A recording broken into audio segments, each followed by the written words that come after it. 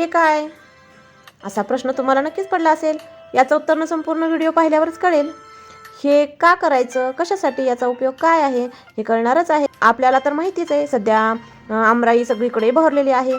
तर आपल्याला वानवळा आलेल्या आंब्याचे रोजच्या जीवनात काय काय काय उपयोग करायचा, त्याच्या प्रत्येक भागाचा उपयोग आपण करतोच.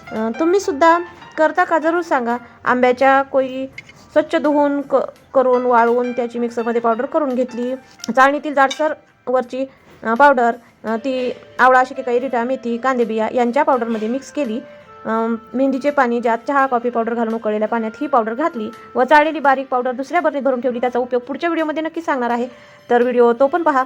कुट्ट झालेल्या पाण्यात मेहंदी भिजवून केसांना जेव्हा लावतो तेव्हा आमच्यासारख्या कर्ली, कुरळ्या, ड्राय केसांसाठी व सिल्की केसांसाठी सुद्धा वेगळं कंडिशनिंग ऑइल मसाज करायची गरज पडत नाही, कारण आंब्याच्या कोईमध्ये स्निग्धता, तेलकटपणा खूप असतो. तर तुम्ही नक्की ट्राय करा. केसाच्या संपूर्ण आरोग्यासाठी कोईचा असा उपयोग करा. सबस्क्राईब करायला विसरू नका. धन्यवाद.